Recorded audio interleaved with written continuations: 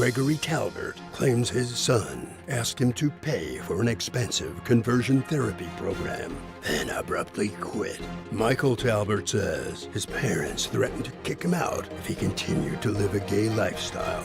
Gentlemen, I see I've got Mr. Gregory Talbot here as my plaintiff and Mr. Michael Talbot here as my defendant. Mr. Gregory, why are we in court today, sir? My son, Michael, broke a promise. Okay, stop right there.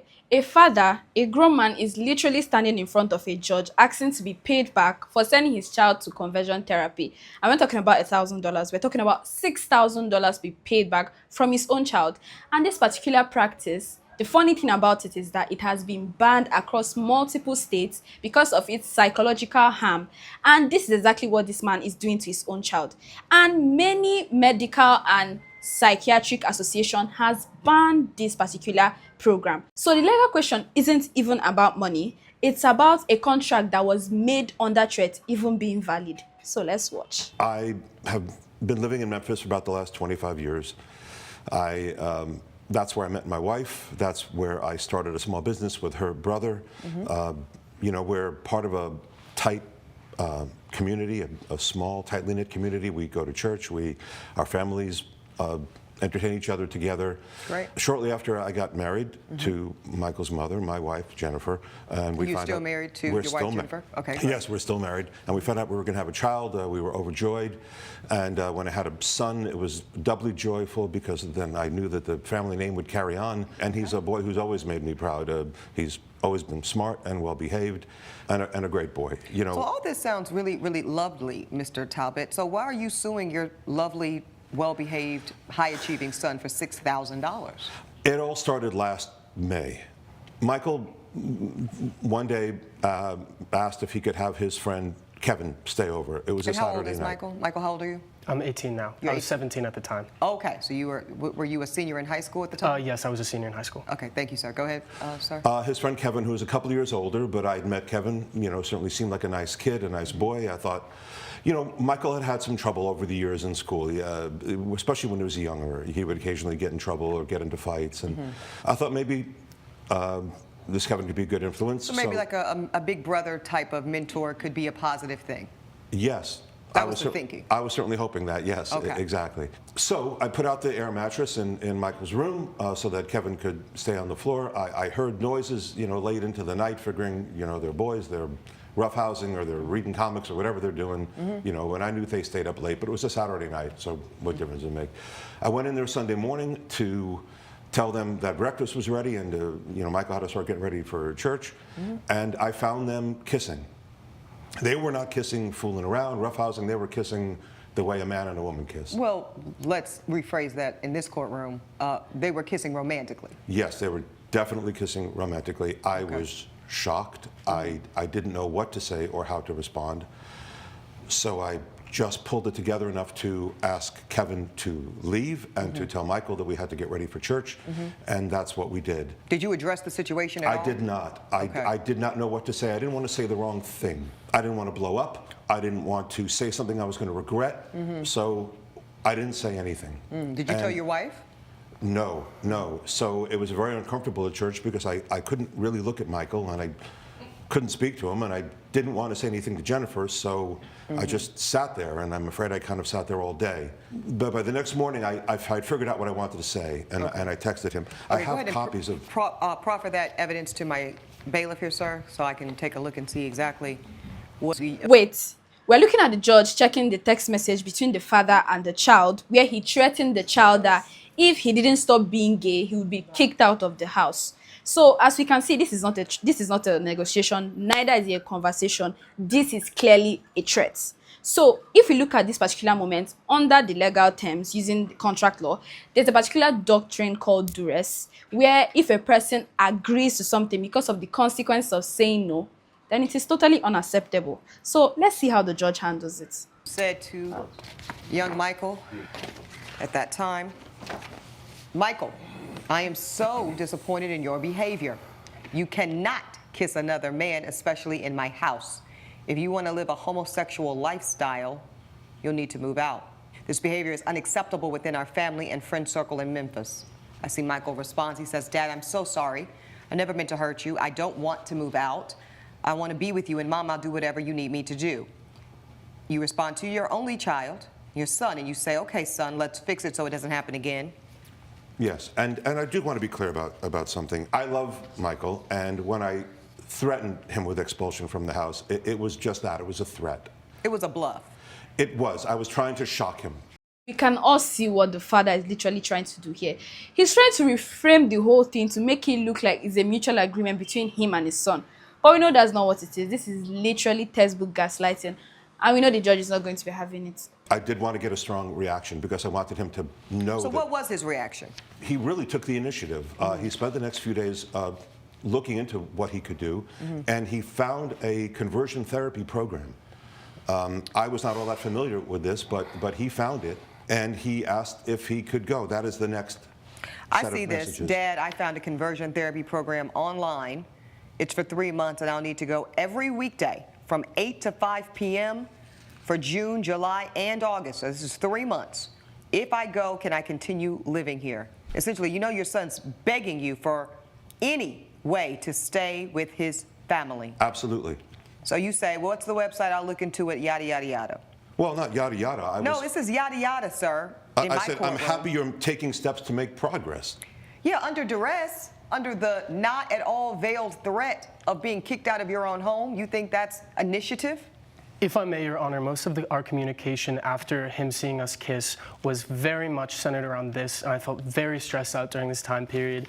And I mean, I was threatening to be kicked out of the house. And did you take that seriously, sir? Did you really think your father and your mother would throw you out into the streets? We come from a pretty conservative family background. We go to church every week. Our community in Memphis is very church-centered. It's very conservative, so I did take it very seriously that I could end up on the streets if I did not fix my situation. I think, but if you look at how my... Mr. Talbot, I'm actually speaking with your son.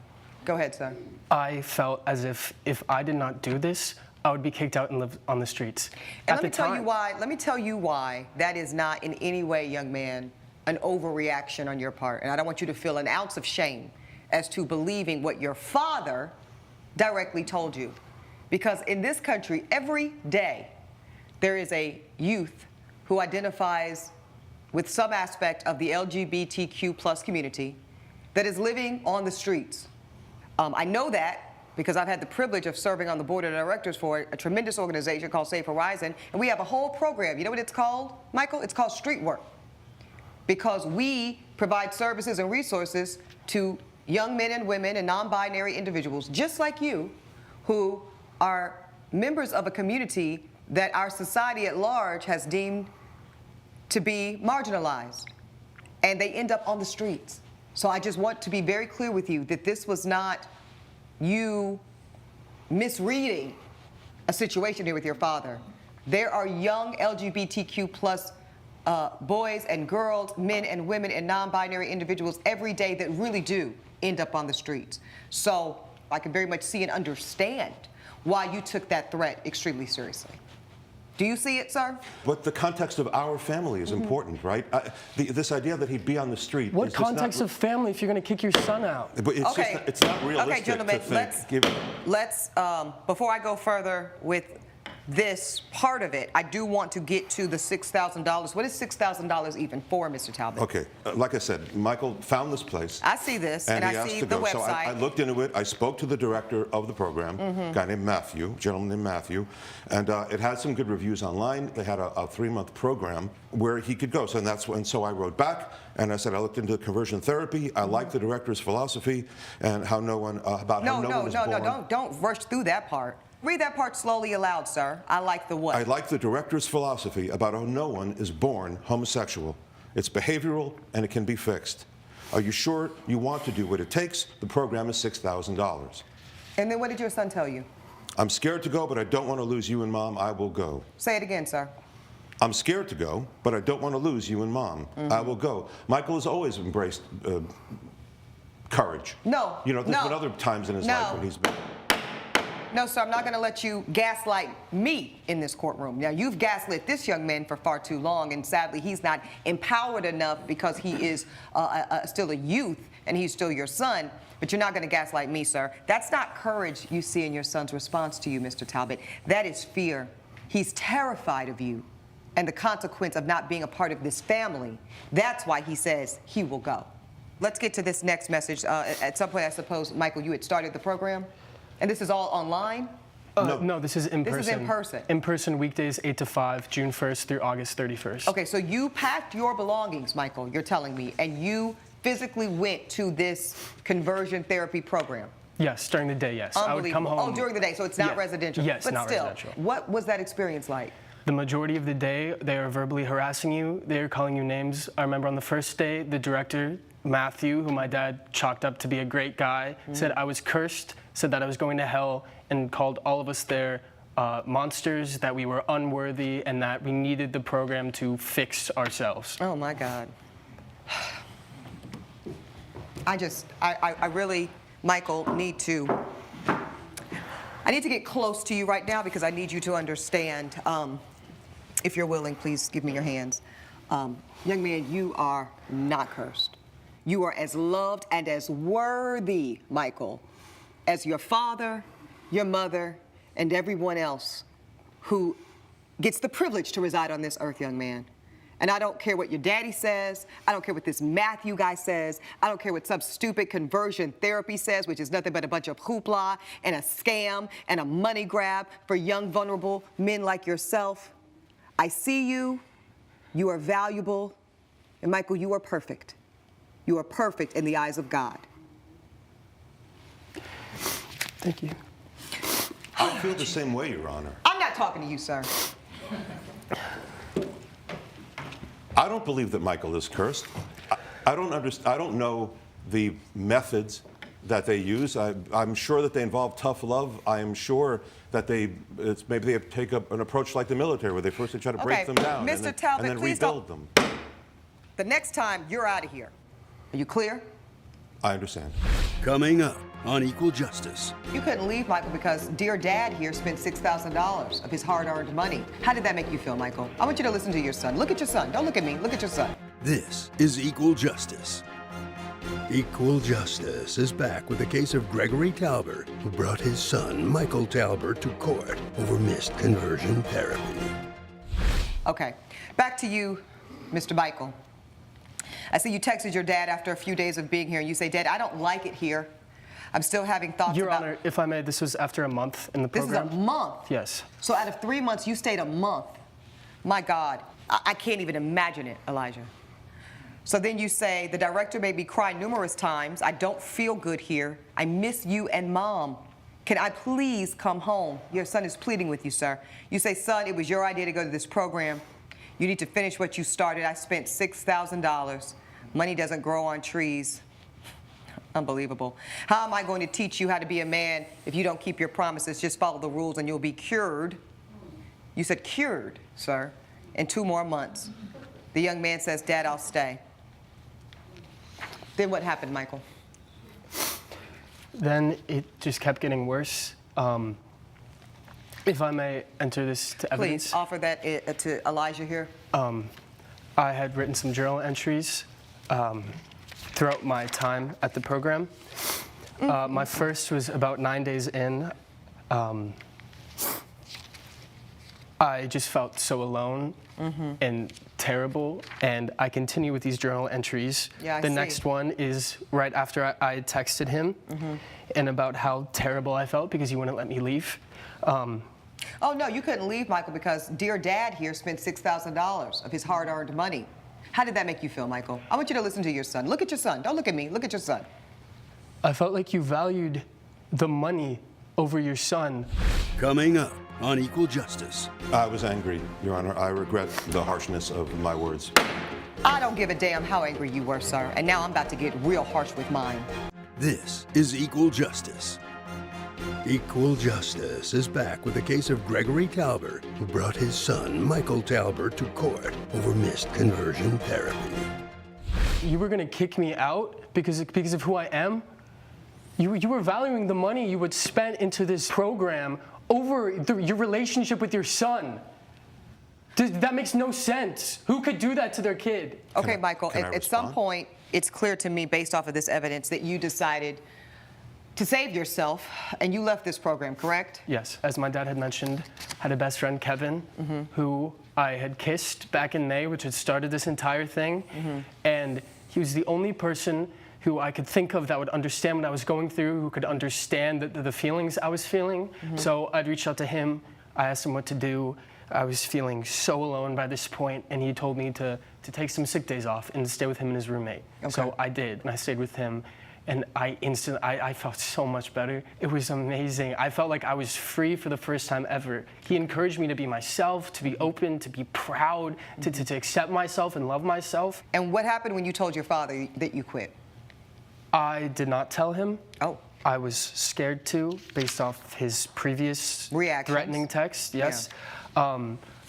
The program director, Matthew, had sent an email to my father detailing how I had been out of sessions because I was sick, but my father knew I had been leaving every day, so he knew it was not true. So you were skipping conversion therapy. Yes. And then I do see the communication where your dad found out. I just found out that you dropped out of the program. How could you betray Mom and me like this? I need you to pack your things and move out. Okay, so actually, Mr. Talbot, it wasn't a bluff or a threat. It was a reality. Pay me $6,000 and get out of our lives. I was angry, Your Honor. I regret the harshness of my words. I don't give a damn how angry you were, sir. And now I'm about to get real harsh with mine. Judge Ebony's verdict when equal justice returns. This is Equal Justice. It's unacceptable. It's manipulative. And, sir, it's downright cruel. I believe I'm ready to rule in this matter. I deal with a lot of cases in my courtroom, sirs. And many of them are extremely complicated and nuanced, and I really have to sometimes seek counsel even from Elijah as we tease through the minutia and the theories and the legal complexities. And this one is very simple. This young man deserves a father and a mother who loves him completely. Not that tolerates him, sir. Not that begrudgingly accepts who he is, but that loves him unconditionally and completely. He deserves a home, sir, where he is safe and loved. And it's clear to this court that you, nor your wife, according to your testimony here today, can provide that. Therefore, it is with great joy and comfort that I dismiss your case in its entirety. The plaintiff's case is dismissed. Here's what this case exposes is beyond this particular family that we just encountered. Conversion therapy is something that has been banned across plenty states, and why this has been banned is because of its mental and psychological risks it has, especially to LGBTQ plus youths. So when the parent is legally trying to get the kid to be part of this particular program, they are literally running into civil liability themselves. Could Michael have countersued for emotional distress? Possibly, but this is a discussion for a licensed attorney. But one thing that Judge Williams made clear is that one cannot use money to control someone's identity. The law and basic human decency has limits.